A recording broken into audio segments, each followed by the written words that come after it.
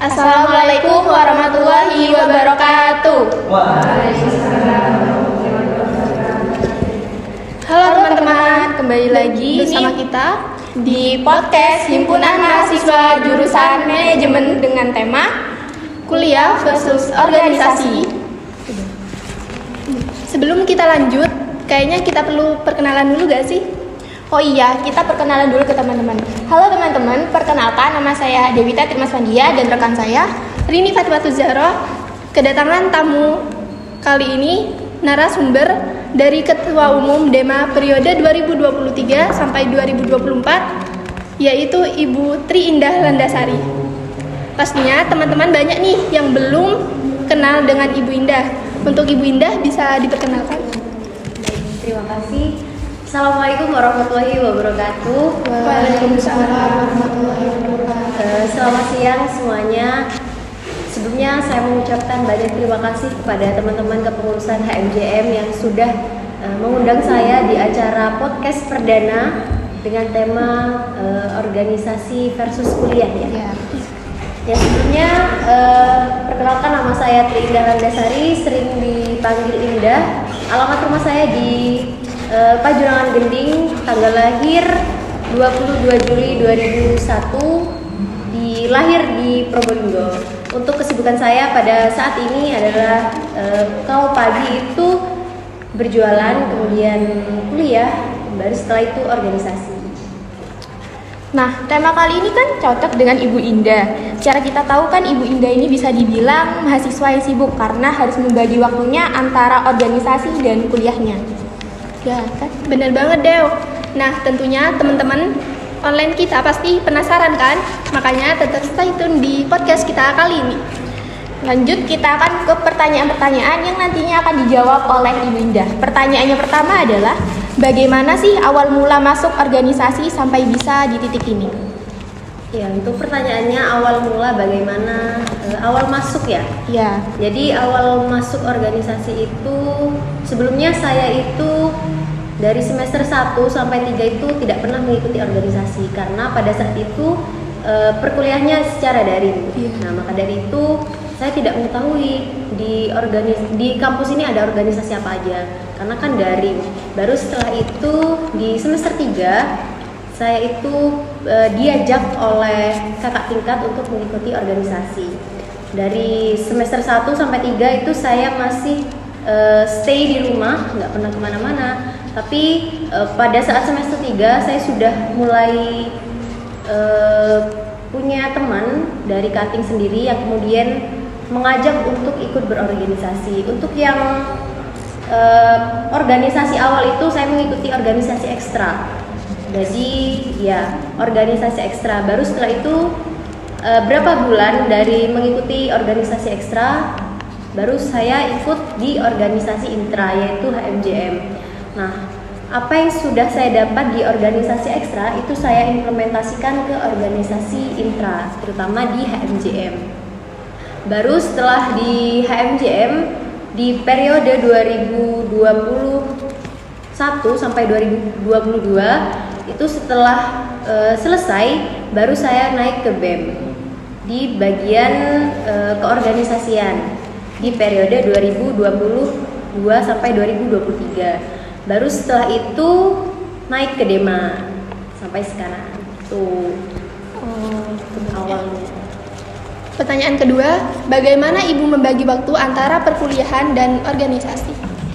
Jadi untuk membagi waktu, jadi sebenarnya kalau mengikuti organisasi ini kita sudah belajar bagaimana kita memanage waktu. Jadi kalau untuk saya, ketika ada kegiatan di hari esoknya, sebelumnya saya itu sudah membuat schedule. Jadi untuk keesokan harinya, apa saja yang saya lakukan gitu. Jadi untuk malam harinya itu saya menulis di buku ataupun di handphone. Jadi untuk pagi, kalau pagi kan kesibukannya saya berjualan dulu ya. Karena di rumah itu saya tinggal berdua sama orang tua. Jadi saya mau tidak mau saya ikut membantu perekonomian keluarga. Baru setelah itu ketika sudah selesai baru saya pergi ke kampus, entah itu ada perkuliahan ataupun organisasi gitu. Jadi secara tidak langsung saya itu sudah belajar bagaimana memanage waktu, lebih diprioritaskan mana yang lebih penting dahulu, kemudian baru setelah itu kegiatan selanjutnya gitu. Selanjutnya, apa alasan Ibu memilih kuliah sambil aktif berorganisasi? Ya, alasan saya ikut organisasi. Jadi untuk di perkuliahan ini porsinya hanya 25%. Sedangkan 75% itu kita harus mencari sendiri. Jadi 25% itu hanya materi di dalam perkuliahan ataupun bangku kuliah. Sedangkan 75%-nya itu kita harus mencari sendiri. Jadi kita harus mengikuti organisasi. Jadi bagaimana kita mencari pengalaman ataupun pengetahuan, kemudian mengasah soft skill, hard skill itu ada di dalam organisasi. Terus untuk di organisasi ini itu teman-teman sesuai dengan hati nurani sendiri. Jadi teman-teman itu ikut organisasi tidak hanya diajak teman ataupun ikut-ikutan saja. Jadi teman-teman ikut organisasi itu harus pakai dengan hati nurani. Jadi ketika sudah ada di organisasi, teman-teman itu apa sih yang mau didapatkan untuk diri kita sendiri. Jadi untuk menambah kualitas diri sendiri itu ada pada diri kita sendiri. Mau dibentuk seperti apa karakter kita itu sendiri itu. Ya. Pertanyaan selanjutnya, suka duka yang dirasakan ketika kuliah dan organisasi? Suka dulu ya. Kalau suka itu saya banyak teman, kemudian sering diskusi juga, kemudian sering ngopi juga. Kalau ngopi dalam bahasa organisasi itu adalah ngobrol pintar. Jadi ngobrolnya itu berbobot. Jadi enggak maksudnya nggak kayak gibah gitu. Itu biasanya kan kalau anak-anak muda sekarang kan kalau kumpul itu kan bahasnya bukan maksud untuk menilai orang. Nah, tapi disitulah kalau kita ikut organisasi, kita bagaimana cara mengisi kemampuan kita itu melalui teman bisa, kemudian melalui buku juga bisa. Terus ya dukanya, nah kalau dukanya ini kan kalau ikut organisasi itu sering pulang malam biasanya. Nah terus juga jarang ketemu dengan keluarga. Nah jadi untuk dukanya itu anggap saja rintangan buat kita. Kalau kita sudah pulang malam kemudian dimarahi sama orang tua, nah itu. Jadi gimana caranya orang tua yakin kalau kita memang mengikuti organisasi, mengikuti kegiatan yang ada di dalam organisasi. Jadi untuk meyakinkan orang tua, jadi setiap kita melakukan aktivitas ataupun kita pulang dari kampus itu kita ceritakan kepada orang tua. Jadi bahwasanya di kampus atau di organisasi saya melakukan ini. Jadi orang tua itu yakin bahwasanya anak kita itu memang benar-benar mengikuti organisasi. Jadi pulang malam pun itu, jadi orang tua itu sudah percaya kalau kita berada di jalan yang benar gitu. Yang selanjutnya, apa menurut Bu Indah manfaat mengikuti organisasi itu sendiri? Kalau manfaat mengikuti organisasi itu sebenarnya banyak sekali ya. Mulai dari kita menambah pengalaman, menambah wawasan, pengetahuan baru, kemudian bagaimana cara kita belajar untuk kemampuan berbicara ataupun yang lainnya, itu penting sekali. Terutama di relasi itu penting karena ketika kita sudah keluar dari kampus ataupun keluar dari perkuliahan, ketika kita sudah kuliah, ketika kita sudah selesai, kalau kita tidak punya relasi, itu bingung mau kemana. Entah itu mau mencari pekerjaan ataupun kegiatan yang lainnya. Nah, jadi untuk mengikuti organisasi ini adalah paling tepat untuk teman-teman mencari relasi, mencari pengetahuan, wawasan, itu. Kemudian jangan berpikir organisasi ini untuk rintangan-rintangan, jangan berpikir rintangan itu adalah sebuah jangan berpikir rintangan itu membuat teman-teman mati ataupun terjerumus ke jurang. Tetapi teman-teman berpikir untuk rintangan itu adalah sebagai bagian dari proses untuk meningkatkan kualitas diri teman-teman sekalian. Jadi teman-teman sekalian itu harus memiliki pemikiran bahwasannya rintangan ataupun halangan itu adalah semua bagian dari proses untuk teman-teman meningkatkan kualitas diri teman-teman sendiri. Selanjutnya, pentingnya organisasi di perkuliahan itu apa aja? Pentingnya organisasi dalam perkuliahan ya. Nah, yang sudah saya katakan tadi, di perkuliahan itu hanya 25%, sedangkan 75% itu kita cari sendiri. Jadi teman-teman itu harus memiliki pikiran bagaimana teman-teman mengasah kemampuannya teman-teman sendiri, entah itu soft skill, hard skill, atau teman-teman belajar untuk kemampuan berbicara ataupun apa, itu teman-teman bisa didapatkan di dalam organisasi. Kemudian di dalam organisasi itu sangat penting sekali untuk mencari pengalaman, karena guru yang paling mutlak itu adalah pengalaman. Ketika kita mau melamar pekerjaan, kemudian teman-teman tidak memiliki pengalaman, saya yakin teman-teman itu masih dipertimbangkan untuk diterima dalam perusahaan. Tetapi kalau teman-teman sudah memiliki pengalaman, saya yakin tidak ada pertimbangan, langsung teman-teman itu diterima di perusahaan gitu. Jadi penting sekali itu untuk organisasi. Baik. Pengalaman baru apa saja yang sudah didapatkan pada saat di organisasi dari Indah? Jadi untuk pengalaman ya, kalau di ekstra itu sangat beda dari intra. Kalau di intra itu biasanya hanya di lingkup kampus. Kalaupun keluar kita hanya tidak jauh dari kampus. Tetapi kalau ekstra itu jangkauannya lebih luas. Kenapa jangkauannya lebih luas? Karena di ekstra itu kita kenal dengan berbagai teman ataupun relasi dari berbagai daerah.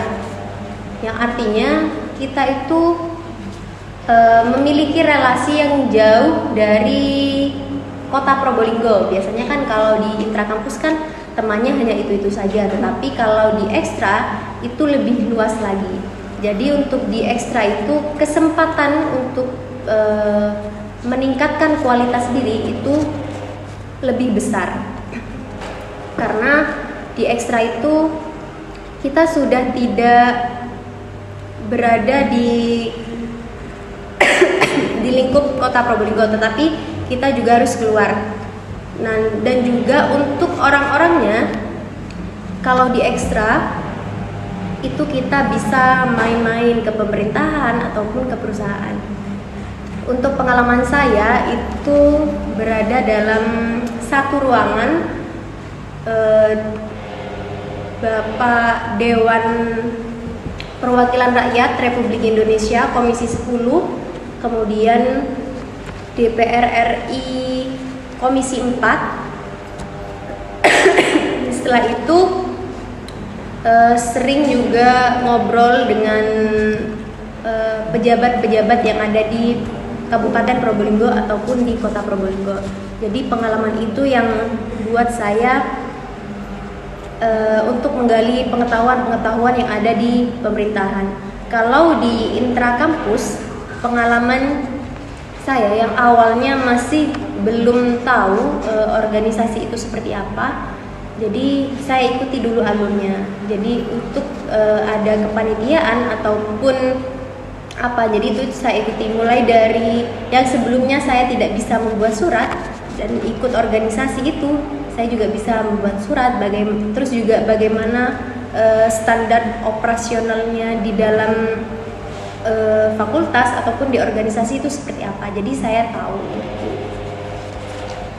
Motivasi apa yang bisa membentuk semangat teman-teman untuk mengikuti organisasi? Jadi untuk motivasi Kalau teman-teman yang masih belum ikut organisasi, segera ikut di organisasi. Karena organisasi itu adalah sekumpulan orang yang bekerja sama untuk mencapai tujuan. Meskipun untuk bekerja sama mencapai tujuan, akan tetapi pada diri kita sendiri itu memiliki visi misi masing-masing. Jadi untuk mencapai visi dan misi masing-masing itu harus ada daripada diri kita sendiri. Kemudian teman-teman yang sudah mengikuti organisasi, jangan berhenti sampai di sini saja. Akan tetapi untuk selanjutnya itu bisa naik level. Ibaratnya semisal kalau sekarang sudah di HMJM, nah, naik lagi ke BEM, baru setelah itu ke DEMA, sampai teman-teman itu sudah dapat apa yang teman-teman mau, sudah dapat yang teman-teman itu yang ingin dicapai gitu. Jadi jangan berhenti sampai di sini saja. Jadi untuk mengikuti organisasi itu teruslah berpikir bagaimana kita itu akan haus ilmu gitu. Sudah. Saya minum ya. Iya, Bu.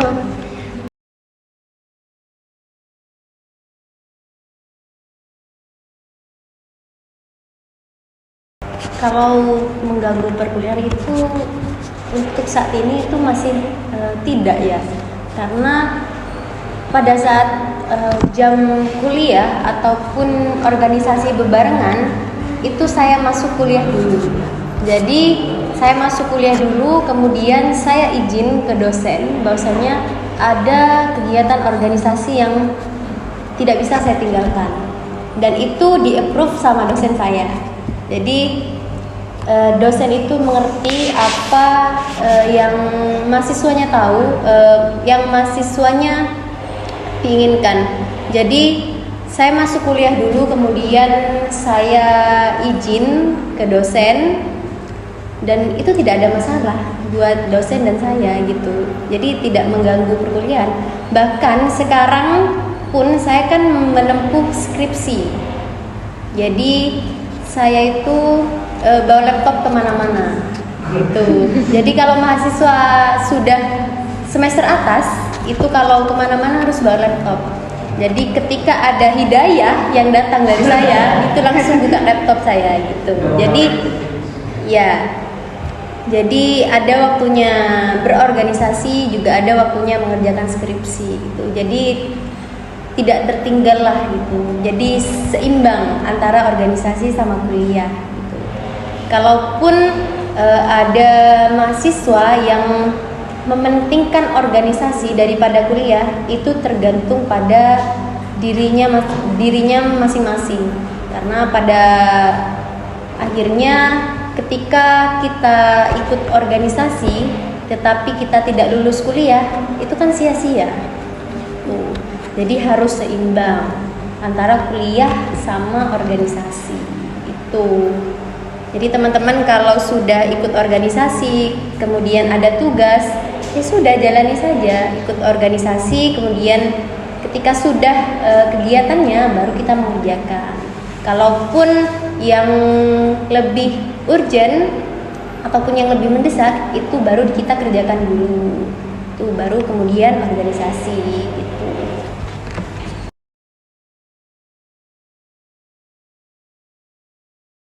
Ya, kalau berbicara malas, itu musuh paling besar pada diri kita sendiri itu adalah malas, rasa malas. Jadi gimana kita menghindari rasa malas? Itu gimana ya? Kalau malas itu maunya apa? Rebahan terus gitu ya.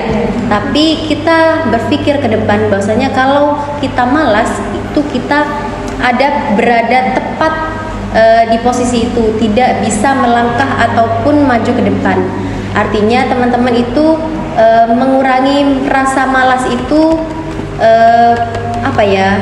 harus memiliki pikiran terlebih dahulu. Ketika kalau saya malas, kita tidak bisa meningkatkan kualitas diri ataupun kita bisa melangkah maju lebih awal lagi. Jadi teman-teman kalau malas itu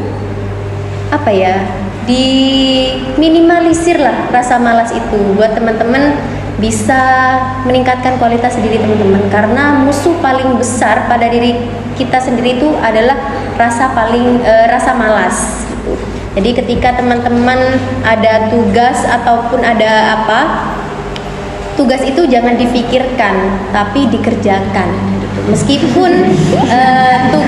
Meskipun ketika kita ngerjakan tetapi salah, itu sudah urusan belakang.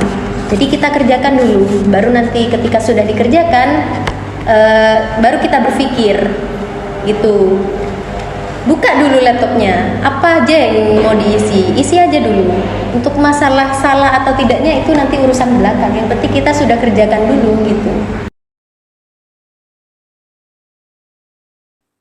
Ya, kalau di organisasi ekstra, sebenarnya banyak ya organisasi ekstra, ada KMI, ada PMI, GPNI, MM, kemudian di itu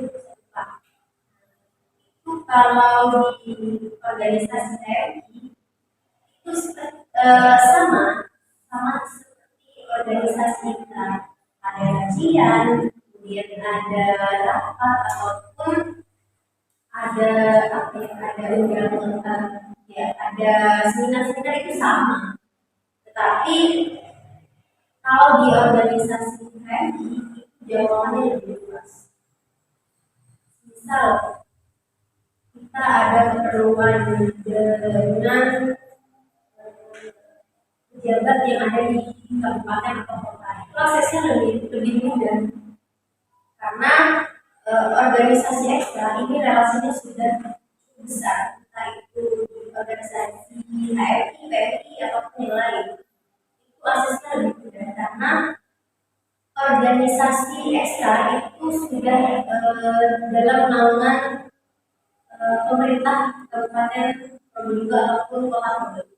Jadi sudah terkenal lah istilahnya. Tapi kalau di dalamnya banyak sekali pengalaman-pengalaman yang bisa didapat.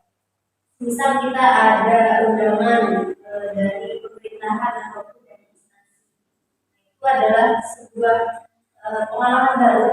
Kita bisa duduk satu ruangan dengan pejabat ataupun dari pemerintahan.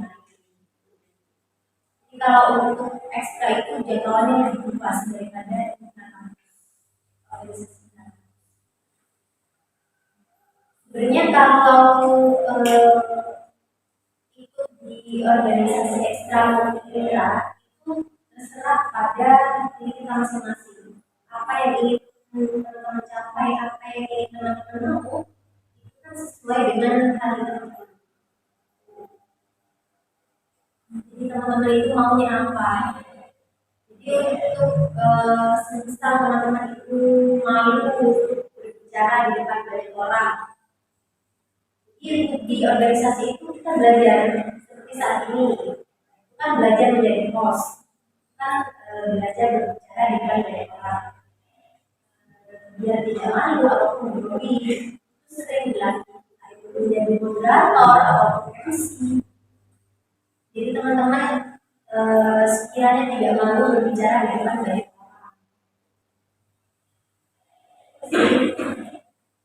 Sesuai dengan apa yang teman-teman mau di organisasi, apa yang ingin teman-teman lagi di dalam organisasi. Itu teman-teman jangan mudah putus asa. Jadi teman-teman itu hadapi, jangan lari ketika ada masalah, itu jangan lari, hadapkan, benturkan sudah. Baru nanti ketika kita ada masalah, kita benturkan, barulah muncul karakter kita itu seperti apa. Kalau ketika lari dari masalah, itu yang membuat kita tetap berada di posisi saat itu juga gitu. Jadi teman-teman harus semangat, harus tetap berproses gitu. Baik, untuk Ibu Indah, terima kasih telah menyempatkan waktunya untuk hadir serta berbagi ilmu dan pengalaman di podcast kita ini. Dan semoga ilmu dan pengalaman yang disampaikan oleh Ibu Indah dapat bermanfaat bagi kita semua. Saya Rini Fatimah Zahra sebagai host podcast kali ini dan rekan saya Dewita Trimasvandia izin undur diri dari podcast kita hari ini. Nah, bagi teman-teman jangan lupa untuk terus stay tune ya di tiap episode terbaru dari podcast Himpunan Mahasiswa Jurusan Manajemen. Terima kasih dan wassalamualaikum warahmatullahi wabarakatuh.